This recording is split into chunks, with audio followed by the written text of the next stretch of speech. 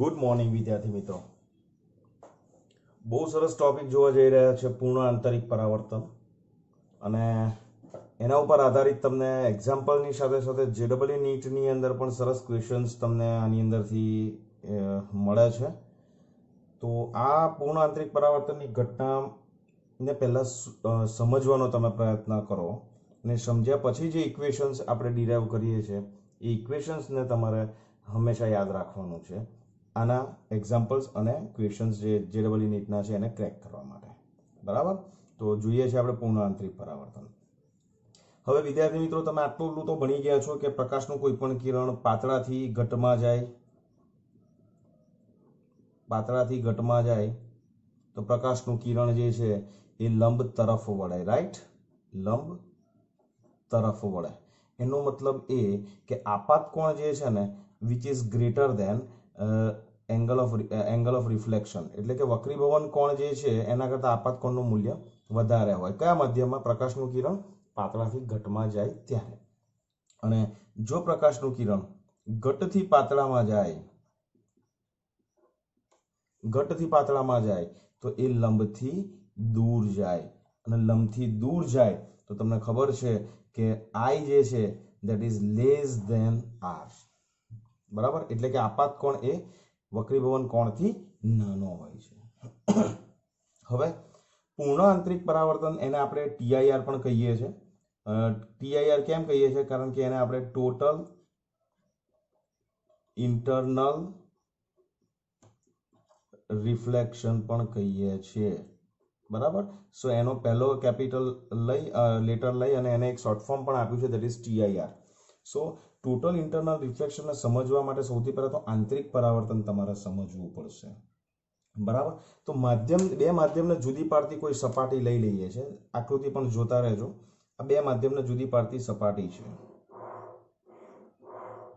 આ right.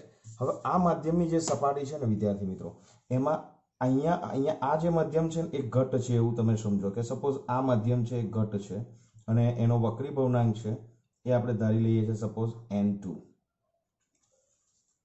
Okay, આનો વક્રીભવનાંક આપણે કેટલો ધારીએ છીએ? N2. આ ઘટ માધ્યમ છે. સપોઝ આને લઈ લઈએ છીએ આપણે પાણી. ઓકે, પાણી. તો અહીંયા આપણે પાણી બતાવી દઈશું, અને આ જે છે હવા છે, એની ઉપરના ભાગમાં હવા છે.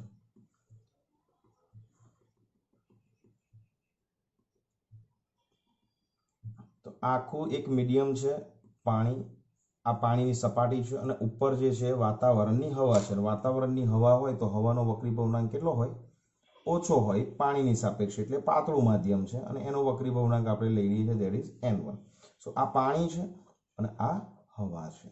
ઓકે, હવે બીજી એક વસ્તુ, સ્નેલનો નિયમ પણ તમે લોકો ભણી ગયા. તો સ્નેલનો નિયમ શું હતો?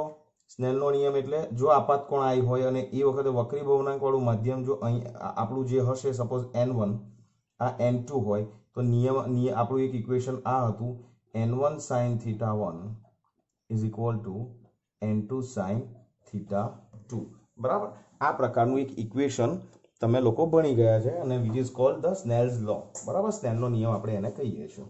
ઓકે, સો આ જે છે આપણી રફ સ્પેસ છે. ખાલી સમજવા માટે હું જે કંઈ પણ મેથેમેટિકલ ડેરિવેશન ડિસ્ક્રાઇબ કરીશ એ હું અહીંયા જ લખીશ. ઓકે, ચાલો હવે આપણે જોઈએ છે કે પ્રકાશનું કોઈ એક કિરણ જોજો ધ્યાનથી.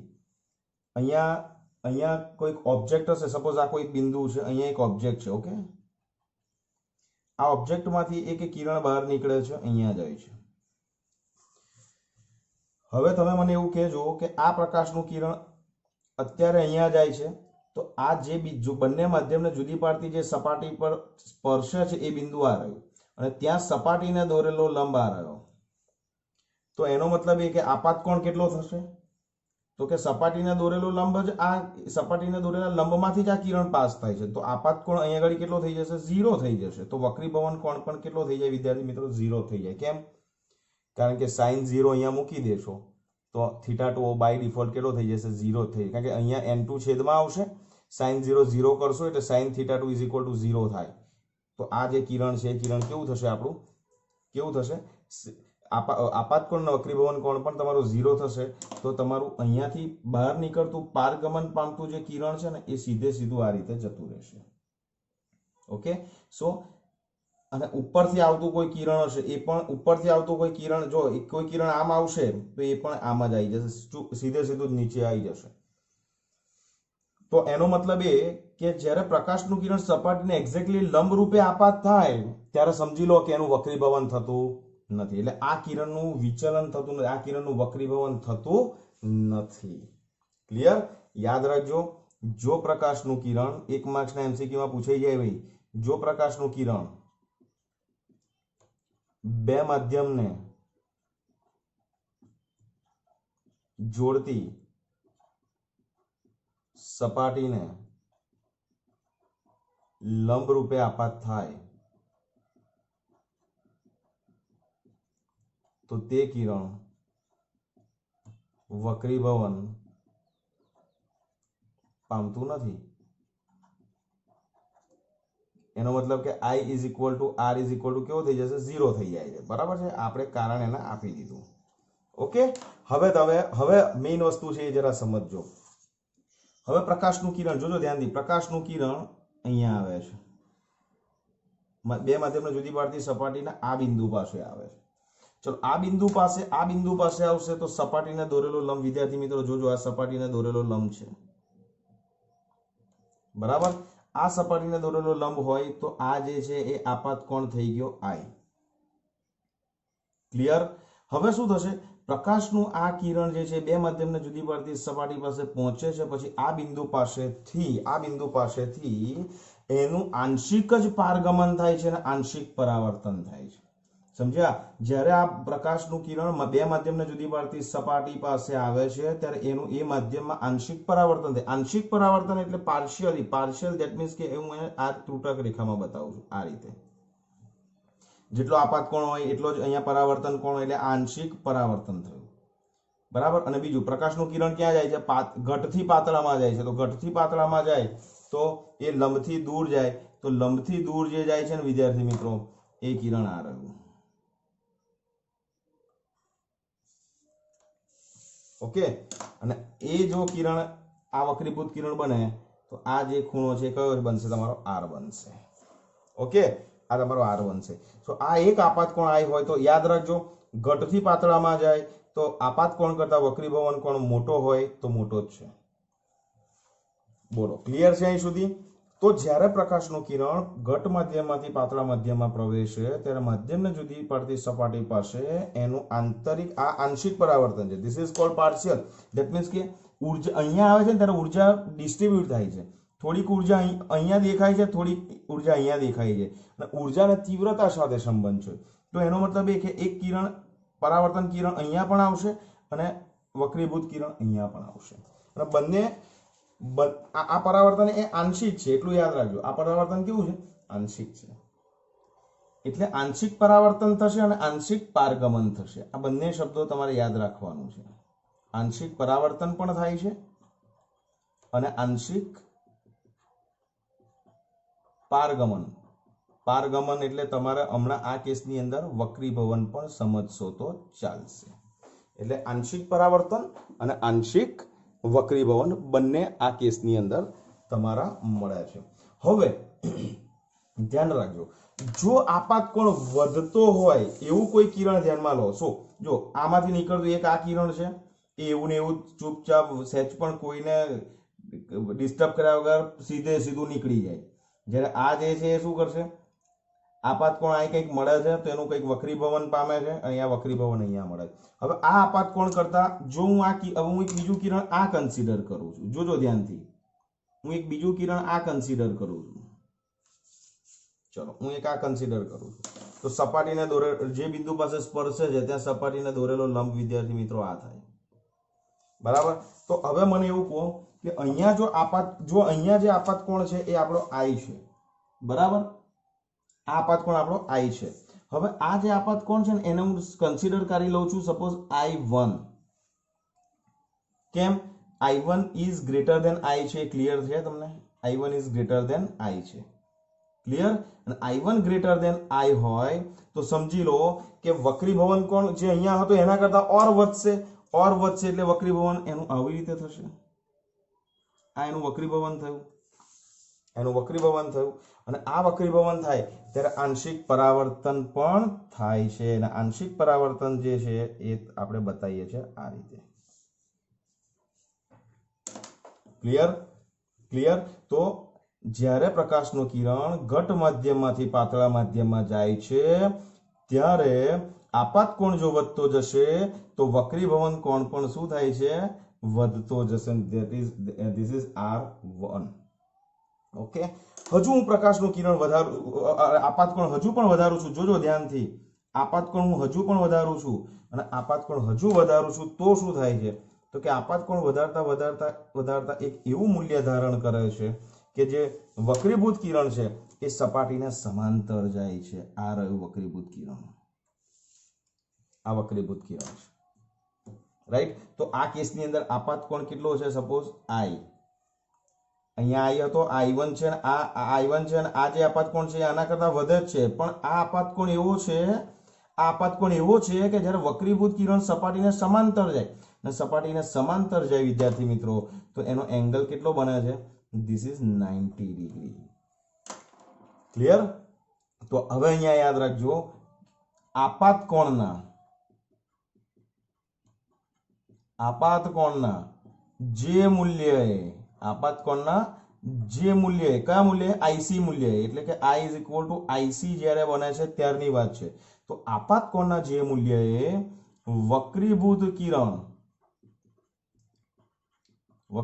કિરણ બે માધ્યમને જુદી પાડતી સપાટીને સમાંતર જાય તે આપાત કોણને, જોજો હવે ધ્યાનથી, તે આપાત કોણને એટલે કોને? IC ને તે ઘટ આપે આપાત કોણ ક્રાંતિ કોણ આપાત કોણ IC ને આપેલા ઘટ માધ્યમનો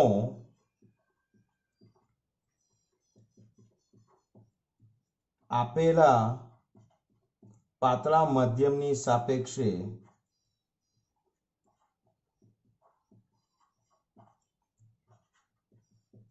ક્રાંતિ કોણ કહેવામાં આવે છે અને this is your critical angle IC. યાદ રાખો, IC જે છે આપણો આ આપાત કિરણ માટે આપાત કોણ થયો અને IC એક એવો એંગલ બનશે કે જ્યારે વક્રીભૂત કિરણ સપાટીને સમાંતર જશે અને એ જ્યારે સપાટીને સમાંતર જશે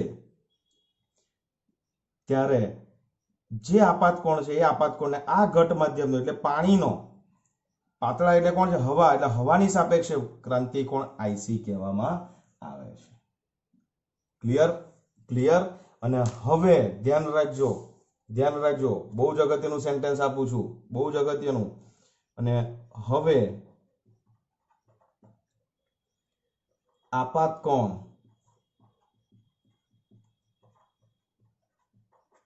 સહેજ પણ વધારવામાં આવે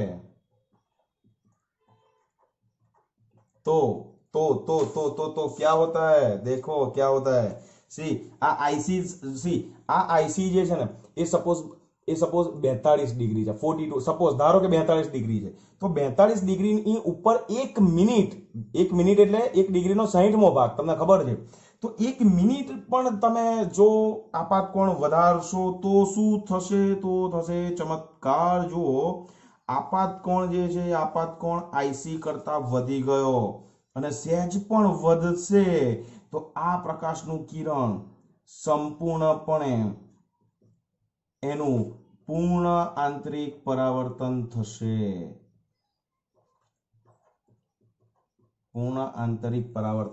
યાદ રાખજો, આ પૂર્ણ આંતરિક પરાવર્તન એટલે બીજું કંઈ નહીં. પૂર્ણ આંતરિક પરાવર્તન થાય ત્યારે વક્રીભવન થતું નથી.